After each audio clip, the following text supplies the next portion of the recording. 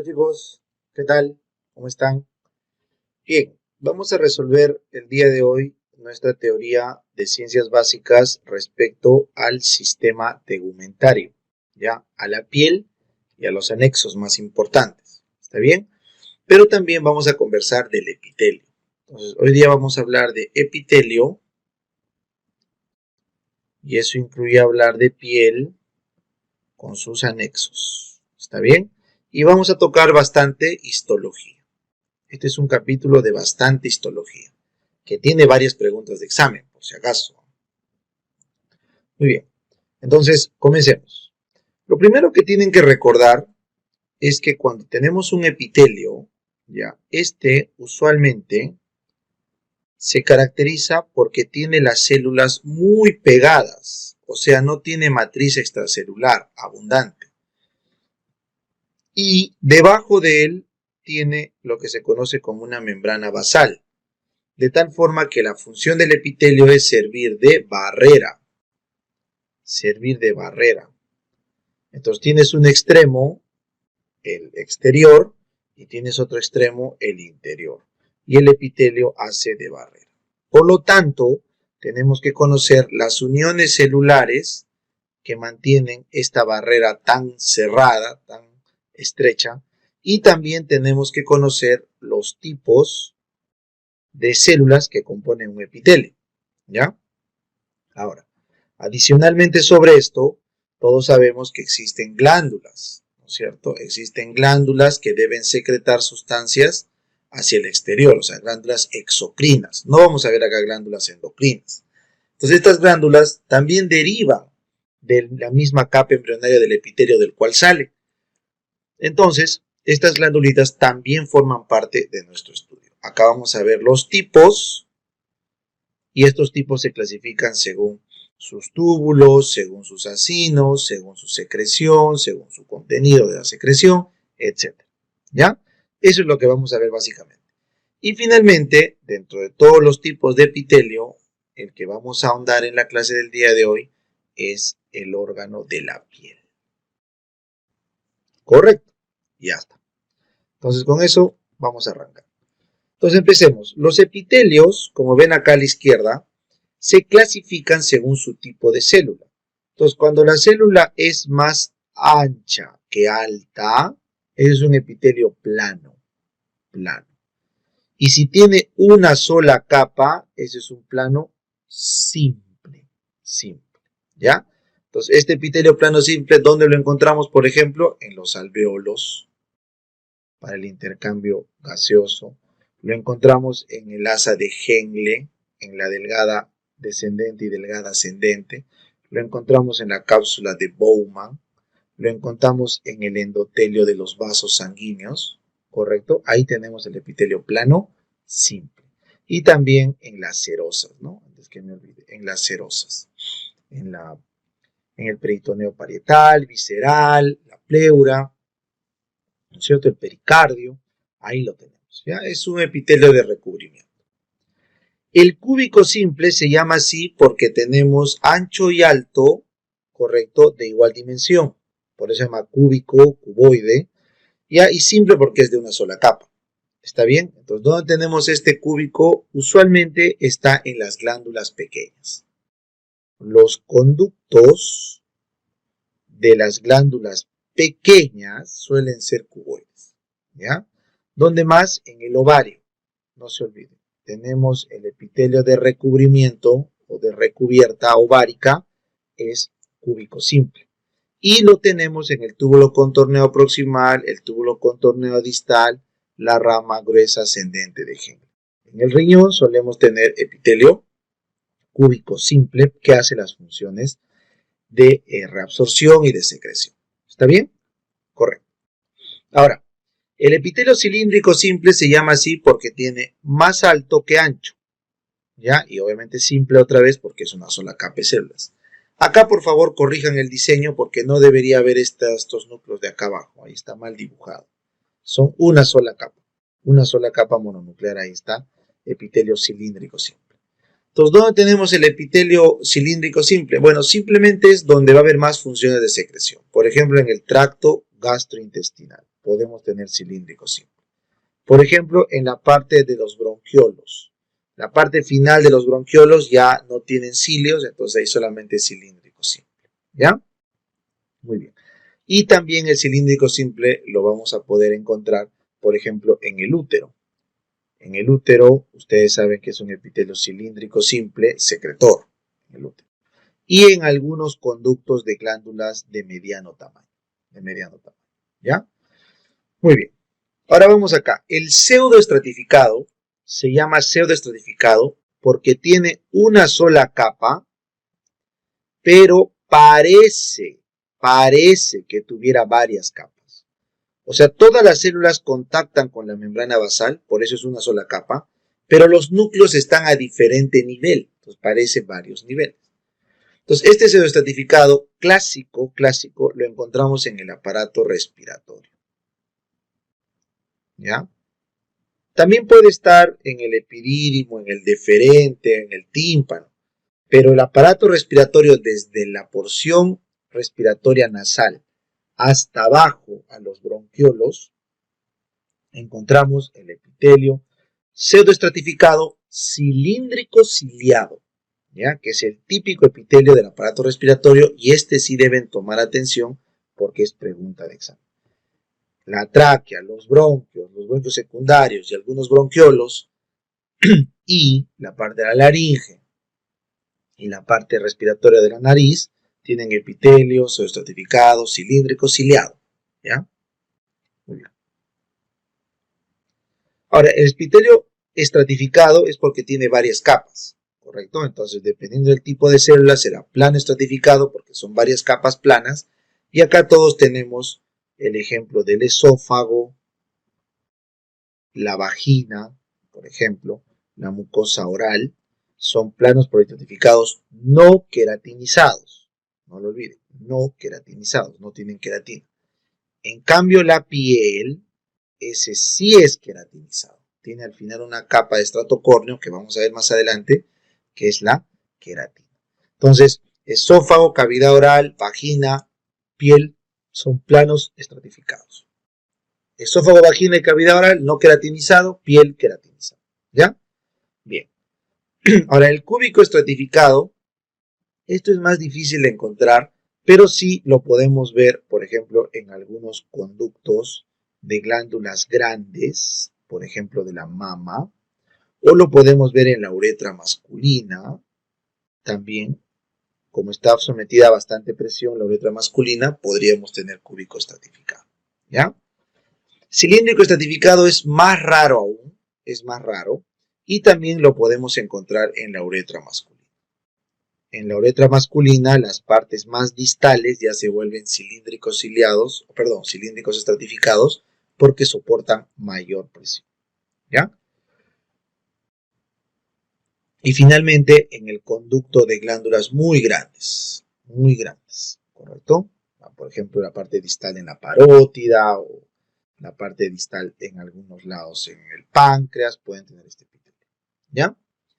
Y finalmente, este que también es otra pregunta de examen y es importante, es el epitelio de transición, el urotelio. El urotelio es un epitelio que cambia, que varía su forma acorde a las presiones. Cuando hay mucha presión se aplana. Cuando hay poca presión se pone globoso, trunco. Entonces el epitelio de transición urotelio responde a las presiones. ¿Y esto dónde está? Como su nombre lo dice, en el urotelio. Desde los cálices menores hasta la vejiga. Cáliz menor, cáliz mayor, el uréter, la vejiga tienen este epitelio que a medida que se distiende se aplana. Es el epitelio de transición o urotelio. ¿Ya? Bien. Ahora vámonos al punto de vista histológico. Como yo les dije, las células epiteliales tienen su principal función la barrera. Hacen de una barrera, ¿cierto? Entonces, esta barrera tiene que tener polos. Entonces, todo lo que está acá arriba, correcto, lo llamaremos el polo apical. Apical. Y todo lo que está al costado, vamos a ver con color rojo. Lo que está al costado y en la base al costado y en la base tendrá el mismo nombre que será basolateral. ¿Está bien? Entonces, el lado apical y el lado basolateral tienen que tener una división, un punto de división, y es justamente esto de acá. Esto que están viendo acá es la barra terminal. Eso que estoy pintando de negro, eso es la barra terminal. Y la barra terminal, como puedes ver acá en la ampliación, es un conjunto de proteínas que se encargan de hacer una unión fuerte que separa arriba lo apical y abajo lo basolateral. Arriba lo apical, abajo lo basolateral. Esa es la barra terminal. Entonces vamos a estudiar qué proteínas componen esta barra terminal, que es como una especie de punto que une a los epitelios para que abajo tenga funciones diferentes a la parte apical. ¿Está claro? Muy bien. Entonces, esta barra apical está conformada por las siguientes estructuras. Primero, las uniones estrechas, ¿correcto?, llamadas uniones ocluyentes célula-célula, son los principales componentes de esta barra. Entonces, lo que hacen esas uniones ocluyentes o sonula occludens es hacer uniones herméticas a través de unas proteínas llamadas ocluidinas, claudinas, proteínas JAMS o tricileucinas. Entonces, ¿cómo sería la analogía? Ustedes han visto cuando quieres juntar dos sacos de plástico y lo cosen, ¿cierto? Cuando tú coses, por ejemplo, una ropa, un polo que se ha roto, lo coses. Entonces, eso que cosemos sería la analogía perfecta. Cuanto más coses, más unido. Cuanto menos coses, más laxo. Entonces, las sonula occludens le dan el hermetismo a la parte de la barra terminal para ver qué cosas pueden fluir o no de apical hacia basolateral. Entonces, según esta unión occludens o unión hermética, es que tenemos la capacidad de transporte paracelular. El transporte paracelular depende de cuán estrechas son estas uniones. A veces pasan electrolitos, a veces no pasan ciertos electrolitos. ¿Ya? Bien. Sin embargo, no solamente se requieren esos hilos cosidos con ocluidinas para unir las células. Ojo, acá hay un dato importante. Estas uniones no dependen de calcio. ¿Correcto? No dependen de calcio. En cambio, las uniones más abajo, que son las uniones adherentes, no ocluyentes, sino adherentes, estas uniones adherentes se subdividen en dos. Las uniones adherentes célula-célula, que sería en el lado lateral, y las uniones adherentes célula matriz, que serían en el lado basal. Entonces, ¿qué son estas células o uniones adherentes? Son remaches. ¿Han visto ustedes cuando quieres pegar algo con fuerza y le pones unos clavos, remaches? Esa es su función. No es ocluir, porque dejan espacios entre remache y remache. Su función es mantener fuerte la unión. No es ocluir, es unir. Entonces, según las proteínas implicadas y la forma de transmisión mecánica, se dividen así. Ustedes saben que toda célula tiene su citoesqueleto, ¿verdad? Ustedes saben que todas las células tienen su citoesqueleto, que genera una tensión mecánica. Entonces, los componentes principales del citoesqueleto son los tonofilamentos. Entonces, estos palitos que ven acá le vamos a poner T de tonofilamento. Este es de acá, T de tonofilamento. Entonces, el tonofilamento es el que transmite mecánicamente todo el citoesqueleto a la otra célula. Entonces, si el tonofilamento se une a través de una sola proteína llamado complejo caderina-E-catenina, entonces el tonofilamento a través de este complejo, que es estas moléculas de acá, constituyen lo que es la sonula adherens. La sonula adherens viene a ser la unión del tonofilamento de cada célula vía un complejo caderina-E-catenina, una unión estrecha, ¿ya? Una unión adherente. Entonces, ¿cuál es el problema? Que esa unión genera cizallamiento, porque es la mecánica de una célula contra la mecánica de otra y una sola célula una sola proteína de puente, y eso genera cizallamiento, ¿ya? En cambio, para bajar el cizallamiento se crean estas estructuras que ven acá, que son los desmosomas. Entonces, esto que ven de color rojo, esto de acá, es placoglobina, ¿correcto? O desmoplaquina. La placoglobina o desmoplaquina son proteínas como discos, que lo que hacen es reciben toda la tensión de los tonofilamentos y lo transmiten a través de otras proteínas que ven acá, que son también caderinas, sí, pero son de otro tipo. Son otro tipo de caderinas. Son la desmogleína o la desmocolina. Y lo que hacen es formar acá a la derecha un hemidesmosoma, acá otro hemidesmosoma, y juntos forman lo que se conoce como desmosoma. El desmosoma es una estructura que une dos células adherentes, pero con menos cizallamiento, porque es como un remache más duro que transmite la tensión a través solamente de ese punto proteico. ¿Ya? Muy bien. Sin embargo, ustedes también tienen que unir a la célula con la membrana basal, abajo. Entonces, no solamente importa la unión lateral, no solamente importa la unión lateral, sino también importa la unión basal. Entonces, la unión basal es con la membrana basal. Ahí no hay una célula, ahí hay matriz extracelular. Esta membrana basal, luego le sigue la matriz extracelular. Entonces, lo que ahí entra es la adhesión focal y el hemidesmosoma, que son lo mismo de arriba, solo que sin otra célula. ¿Cómo es eso, profe? Acá tú tenías sonula adherens, tonofilamento con una caderina. Acá tienes el tonofilamento también, pero acá no hay una caderina, hay una integrina. Entonces la diferencia es que la integrina es la que se une a la matriz extracelular.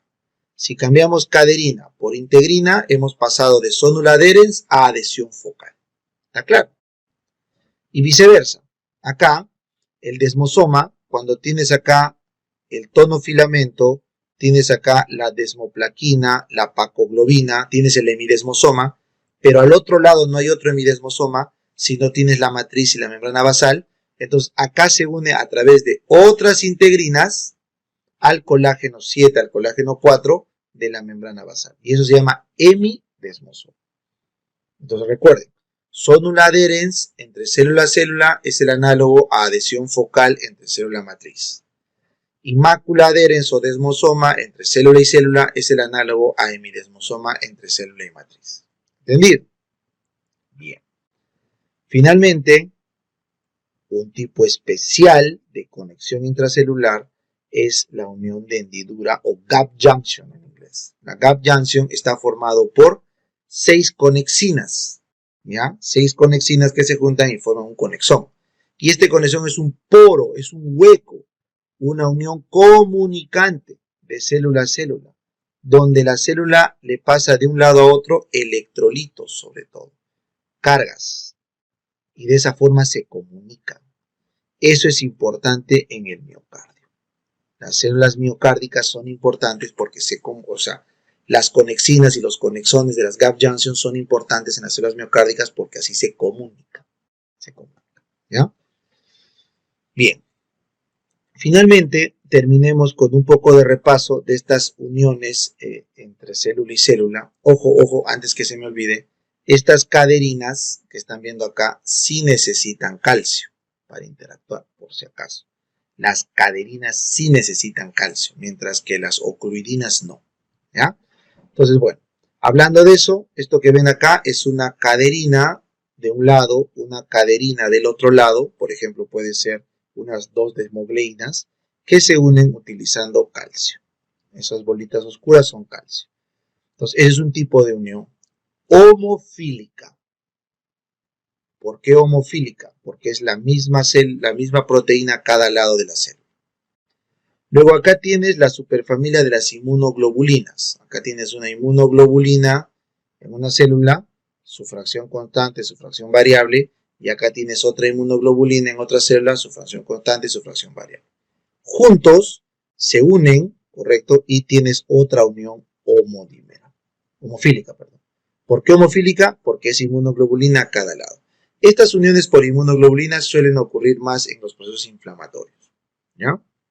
En cambio, las caderinas son más en los procesos normales. Bueno, y acá tienes, por ejemplo, acá, esto que ven acá es una selectina a un lado celular, y al otro lado celular tienes un CAM, es una molécula de adhesión celular parecida a la mucina. Entonces, esta unión que están viendo acá es típica del rodamiento en la inflamación de los neutrófilos. Y esta unión que están viendo acá, como tienes un tipo al lado y otro tipo diferente al otro, eso se llama unión heterofílica. Heterofílica.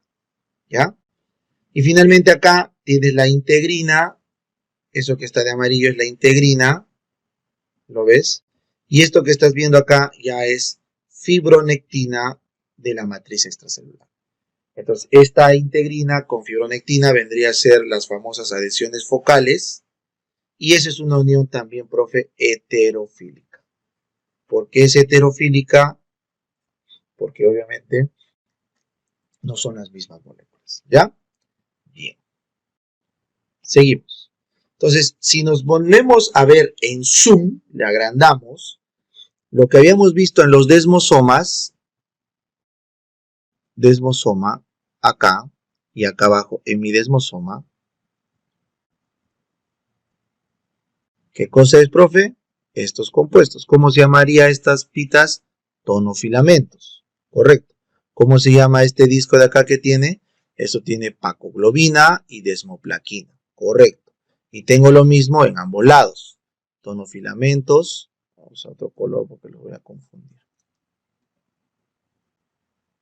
¿Ya? Esta cosa roja, tonofilamento. Esto de acá es pacoglobina, desmoplaquina. Esta cosa también es lo mismo y este de acá también es tonofilamentos. Entonces, cuando estos se unen, ¿a través de qué? De la desmogleína. Esto que están viendo de verde, esto de acá, ¿no es cierto? Esto de acá son caderinas del tipo desmogleína, ¿ya? Calcio dependientes. Y de esa forma has configurado un desmosoma porque has juntado un hemidesmosoma acá con otro hemidesmosoma acá. Pero si solo tienes un hemidesmosoma acá y acá abajo ya es la membrana basal, que a través de las integrinas, estas proteínas que ven acá son las integrinas. Esas integrinas unes con la membrana basal, con el colágeno o la fibronectina, entonces esto ya no es un desmosoma, esto se llama hemidesmosoma. ¿Está claro? Entonces esa es la diferencia que les han preguntado en el examen de un desmosoma y un hemidesmosoma. ¿Bien? Correcto. Ahora vamos a conversar de las glándulas, ¿ya? Vamos a conversar de las glándulas. Entonces, ustedes tienen que saber que las glándulas se dividen, ¿ya? En glándulas exocrinas, porque liberan su contenido fuera del organismo, y glándulas endocrinas, porque liberan su contenido dentro de la sangre, ¿ya? Estas glándulas exocrinas se pueden clasificar de varios tipos, Por ejemplo, por sus ductos. Según sus ductos pueden ser simples, ¿correcto? Un solo ducto, o pueden ser compuestas, varios ductos, ¿ya? Pueden clasificarse según su porción secretora. Según su porción secretora, pueden ser tubular, o cuando la célula, la porción secretora es tubular, pues, o acinar, cuando hace una bolsita. Eso es por su forma o su porción secretora. ¿Ya? Muy bien. Ahora también se puede clasificar por el tipo de secreción. Por el tipo de secreción. Por ejemplo, me estoy quedando ya sin mucho espacio, pero no importa. Puede ser secreción mucinosa, secreción serosa o secreción mixta. Mucinosa, serosa o mixta. ¿Ya? Luego se pueden clasificar por la forma como liberan su secreción. Puede ser ecrina, cuando solamente la secreción sin ningún pedazo celular. Puede ser apocrina, porque liberas un pedacito de la célula. O puede ser holocrina, porque liberas toda la célula, se va en la secreción. ¿Ya? Entonces, esa es la forma como se clasifica. Muy bien. Ahora, adicionalmente, y esto es algo adicional, estos ductos pueden ser ramificados o no. ¿Ya? Pueden ramificarse o no. Entonces, una glándula, por ejemplo, sudorípara, es de ducto simple, es tubular, según su porción secretora, es de secreción serosa y la forma de secreción es ecrina. Entonces, solamente una glándula sudorípara tiene esa configuración. Por ejemplo, una glándula sebácea, con verde, es de ducto simple, correcto, pero es ramificada en cuanto a su porción secretoria. Es acinar, pero del tipo ramificado. Es de secreción sebácea, o sea, ni siquiera es mucinoso seroso mixto, es sebácea, y es holocrina. ¿Me entienden? O sea, hay varias formas de clasificar a las glándulas. Entonces vamos a ir a la más sencilla, que es por su forma histológica. Entonces acá la tienen. Las glándulas tubulares, se llama tubular porque es básicamente una estructura larga, ahí está, tubular, y simple porque tiene un solo ducto, ¿correcto? Un solo ducto. Entonces el ejemplo acá son las glándulas sudoríparas. ¿Ya? Luego tienes una tubular simple pero enrollada. Bueno, vamos a corregir esto. Si me dicen enrollada, en la opción, esa es mejor clave. Las glándulas sudoríparas, la gran mayoría son enrolladas. Unas son simples, sí, pero la gran mayoría son enrolladas. Así que mejor ponemos acá. Y si te ponen una tubular simple así a secas, lo podemos encontrar en el tracto gastrointestinal. En el tracto gastrointestinal, sobre todo en el intestino delgado, ahí tenemos tubulares simples. ¿Ya? Muy bien. Una tubular simple porque tiene un solo ducto, pero ramificado porque tiene varias ramas secretoras. Esto lo encontramos en el estómago, en el epitelio gástrico. Las glándulas secretoras gástricas son del tipo ramificadas, ¿ya? Por si acaso. Muy bien. Luego tiene las acinosas. ¿Por qué se llama acinosa, profe? Porque esto parece una bolsita. Y simple porque solamente tiene un ducto. Entonces, estas acinosas simples la podemos encontrar también en el tracto gastrointestinal. También encontramos en el tracto gastrointestinal. ¿Ya? En el intestino delgado podemos encontrar estas acinosas simples. ¿Dónde también podemos encontrar acinosas simples? Eso es lo más chiquito. En las secreciones de las glándulas masculinas. Las glándulas masculinas en la próstata, por ejemplo, en la vesícula, podrían tener algunas glándulas acinosas simples. ¿Ya? Luego esto podemos encontrar también en el epitelio respiratorio. Bueno, acinosas ramificadas, estas de acá, sí son básicamente, cuando se decía acinosa ramificada, o sea, tiene varios componentes. Esto es típico de la glándula sebácea. La glándula sebácea justo se caracteriza porque tiene varias unidades de secreción y drenan a un solo ducto que termina en el pelo. Luego vamos con las compuestas. ¿Por qué se llama compuesta, profe? Porque tienen 1, 2, 3 ductos principales. ¿Ya? Tienen varios ductos. Entonces, de eso tienes las del tipo tubular compuesta. Luego tienes las acinosas compuestas. Y luego tienes las túbulo-acinosas compuestas. Entonces, vamos por la más grande. La que tiene acinos y túbulos y varios ductos es una superglándula. Este es el páncreas. El páncreas, o también la glándula parótida. La parótida. En cambio, las acinosas compuestas se llaman así porque solo son acinares la porción secretora, no tubular. Acá está la mama. Las glándulas mamarias. ¿Ya? Y en las tubulares compuestas, acá tienes las glándulas masculinas. Las principales glándulas secretoras de la próstata, la vesícula, son tubulares compuestas. Entonces, de esa forma, tenemos la clasificación de las glándulas por su forma. Ahora, vénganse acá a la izquierda, vamos a ver por su forma de, no histológica, sino su forma de secretar. Pues les dije que las ecrinas, vamos a poner acá arriba, ecrina se llama así porque libera solo componentes, solo sustancias. Apocrina se llama así porque libera un pedacito de célula. Y holocrina, como puedes ver acá, libera todo su contenido celular. Entonces, obviamente, el espesor será más espeso la secreción a medida que pasemos de ecrina, apocrina y holocrina. Y eso tú lo vas a notar. Las glándulas sudoríparas, el sudor es ecrino, por eso pasas tu mano por tu sudor y es agüita, con un poquito de solutos. Pero las glándulas apocrinas son las axilares. Entonces, cuando sudas, ves que el sudor de la axila es más viscoso que el sudor de la cara, porque esas apocrinas tienen otros componentes como por ejemplo feromonas, porque estas glándulas apocrinas responden a receptores sexuales, o sea, hormonas sexuales. En cambio, las ecrinas básicamente a receptor noradrenérgico, igual que las holocrinas. Y las sebáceas holocrinas, bueno, están pues en todas las zonas seborreicas, y te das cuenta pues que es grasa, ya es mucho más espeso.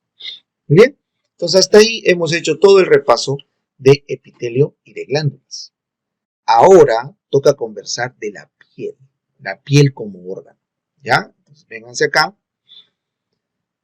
La piel, muchachos, está conformado por esta capa arriba que estoy pintando de azul, que es la epidermis, ¿ya? La epidermis.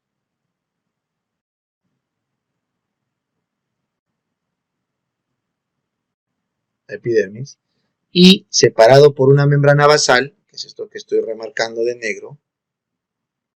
Esto que estoy remarcando de negro es la membrana basal.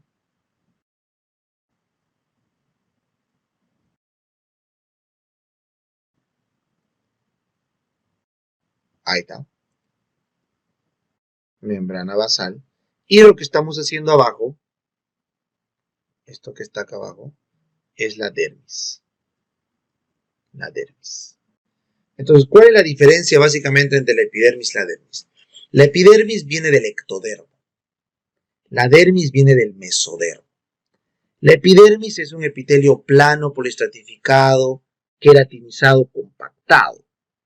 Mientras que la dermis es laxa, es tejido conectivo, con muchas células inflamatorias, fibroblastos, colágeno y más laxo, tiene alta matriz extracelular. Ahora, la dermis se subdivide. La parte de arriba, correcto, esta en parte más o menos de acá, esta de acá, es la dermis papilar, porque tiene las papilas que se venden a la epidermis. Y toda la parte de abajo es la dermis reticular, donde están los haces de colágeno con los vasos sanguíneos. ¿Ya? Entonces, esa también es una subdivisión de la dermis. Mientras que la epidermis, que ven arriba, se divide por capas. ¿Se acuerdan? La capa basal, estrato espinoso, estrato granuloso, estrato lúcido y estrato córneo. ¿Ya? Entonces, repasemos cada uno de ellos. La capa basal está compuesta por células progenitoras madre que repitelizan cada 28 días toda la piel, ¿cierto? Y la capa basal se divide para formar los queratinocitos. La capa espinosa ya son los queratinocitos que están madurando y se llama espinosa porque tiene uniones tipo desmosomas, bastantes, y por eso parece espinoso. Es tejido estrato espinoso. Pero el queratinocito, su función es almacenar queratina. Y viene la tercera capa, que es la capa granulosa. Se llama granulosa porque se ven los gránulos de queratohialina, como puedes ver acá. Estas bolitas adentro son los gránulos de queratohialina, que es la queratina que utilizamos como aislante. El siguiente estrato es el lúcido. Este estrato lúcido solo se encuentra en palmas y plantas, así que es una transición hacia el último estrato, que es el que caracteriza la piel, que es el estrato córneo. El estrato córneo se llama así porque está formado por corneocitos. ¿Y qué es un corneocito? Es un queratinocito que ha muerto producto de almacenar tanta queratina, de tal forma que ya pierde el núcleo, muere y solo queda una célula plana llenecita de queratina que está tapizando y que se va a esfacelar al término de algunos días. De tal forma que contando desde que se empezó a reproducir hasta que se libera, pasan 28 días. Es el periodo de recambio del epitelio de la piel. ¿Ya? Esta queratina es básicamente un compuesto lipoproteico que lo que hace es aislarnos para no perder calor, para no perder humedad, para que nos proteja de agentes externos, etc. Entonces la queratina nos protege, es un aislante químico que tenemos. ¿Ya? Muy bien. En cambio, adentro en la dermis, como tú puedes ver, voy a hacer un zoom. Adentro en la dermis encontramos las glándulas sudoríparas, las glándulas sebáceas, encontramos las terminales nerviosas, que eso vamos a ver en neurología, por ejemplo, terminación nerviosa libre para dolor, temperatura, Krauss y Ruffini para tacto profundo, discos de Merkel, Meissner para tacto fino, Pacini para vibración, posición, etc. Encontramos bastante tejido conectivo, matriz extracelular, colágeno, fibronectina, fibroblastos, linfocitos, tejido inflamatorio, ¿ya? O sea, para inflamación. Y encontramos los vasos sanguíneos. Recuerden, la epidermis no tiene vasos ni nervios, los vasos están en la dermis. Pero estos vasos sanguíneos, en ciertas zonas, como en los pulpejos de los dedos, en la mano, tienen unas asas, que es el aparato glómico. El aparato glómico sirve para regular la temperatura, para ponernos rojitos cuando hay calor y pálidos cuando hay frío. Es el aparato glómico. ¿Ya? No es para nutrición, es para termorregulación. Pero por otro lado tenemos los vasitos que están nutriendo a la dermis y por consiguiente a la epidermis. ¿Ya? Entonces, esa es la característica de la dermis. Y debajo de la dermis tenemos ya el colchoncito de grasa que se conoce como hipodermis o tejido celular subcutáneo. ¿Ya? Bacán. Ahora, dentro del componente celular en la epidermis, tienen que recordar que más del 80% de células son los queratinocitos, cuya función es producir queratina, que era el aislante que les dije. Sin embargo, tenemos otra población celular que migra hacia la epidermis desde otro lado. Por ejemplo, esto que están viendo acá es el melanocito. Lo voy a hacer. El melanocito es una célula que viene ¿de dónde, profe? Viene de la cresta neural.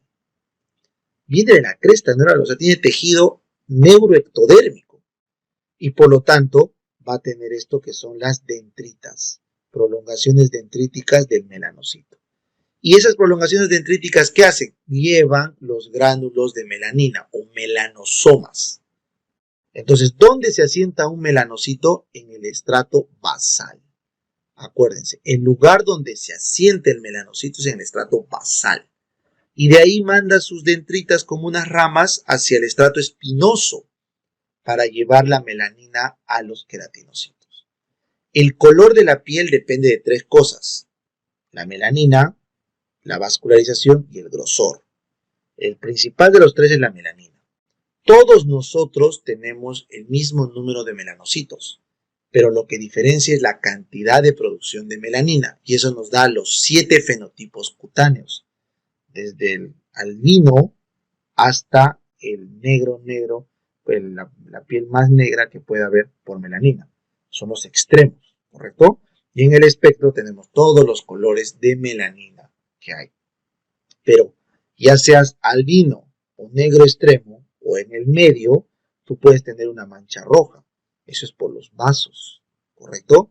O puedes tener una zona pálida o una zona de diferente color por el grosor de la piel. Así que el grosor y los vasos también importan en la pigmentación. ¿Ya? Bueno, eso van a ver más adelante cuando hagan trastorno de la pigmentación. Finalmente, a esta epidermis también le llegan células de defensa del mesodermo. Estas células que están viendo acá son las células presentadoras de antígeno, son los macrófagos tisulares del sistema reticuloendotelial, conocidos como células de Langerhans. Son macrófagos residentes tisulares, células de Langerhans, que actúan como presentadoras de antígeno. ¿Ya? Y estos tienen un corpúsculo acá, que fue pregunta de examen, el corpúsculo de Birbeck. El corpúsculo de Birbeck parece una raqueta, y eso permite identificar a las células de Langerhans. ¿ya? Que son multinucleadas porque son macrófagos tisulares. Y bueno, esto que están viendo acá son células modificadas sensoriales de los discos de Merkel. Donde llega un disco de Merkel, ahí modifica la célula inmediata y la vuelve una célula sensitiva para el tacto fino. ¿Está bien? Correcto. Ahora vamos a estudiar los anexos. Ya hemos estudiado glándulas, vamos a estudiar ahora el pelo. La uña no es necesario, el pelo. Entonces, esto que están viendo acá es la unidad pilosebácea. Recuerden, los pelitos, para que no se rompan, tienen queratina. Pero para que esa queratina esté humectada, se tiene que bañar de grasa. Por eso, a cada pelito, a cada unidad folicular, se le drena, como ves este dibujo acá, esto que estoy pintando, voy a pintar con color negro. Esto que estoy pintando acá es una glándula sebácea. Y esa glándula sebácea drena directamente al pelo para mantenerlo humectado. ¿Ya? Debajo de la unión de la glándula sebácea hay un espacio, conocido como istmo, y debajo de eso tenemos a este músculo piloerector. El músculo piloerector se inserta debajo de la glándula sebácea, responde a receptores alfa-adrenérgicos y se inserta en el otro lado en la epidermis, como puedes ver acá. Miren cómo se une en la epidermis y viene todo el músculo piloerector hasta la base del pelo debajo de la glándula. Entonces lo que estoy dibujando con rojito oscuro, esto de acá es el músculo piloerector. ¿Está claro? Entonces el músculo piloerector, cuando se contrae, nos pone los pelos de punta. Y eso sirve para regular temperatura. Y en los animales, como por ejemplo un erizo, sirve para que se haga más grande y asuste, ¿no? O la gallina, ¿no? Cuando se hincha. Entonces, la piloerección tiene dos funciones: termorregulación y, en el caso de los animales, para la defensa. ¿No? Para la defensa. O tu gato, ¿no? Cuando se estresa y sus pelos se ponen de punta. ¿Ya? Debajo del músculo piloerector está la matriz del pelo. Esa matriz del pelo viene del ectodermo, no lo olvides, del ectodermo. Y lo que hace es producir toda la matriz de las células basales para producir la queratina y salga el pelo. ¿Ya? En las fases del pelo tiene varias fases de crecimiento, catágeno, telógeno. Pero eso al final no es ahorita relevante porque casi siempre después de la primera etapa de formación del pelo quedamos en etapa telógena. ¿Ya? Entonces, eso es, chicos, el resumen que yo quería que lleven de este sistema tegumentario. ¿Ya? Entonces, espero que les haya servido. Muchas gracias por su atención. Nos vemos. Chao.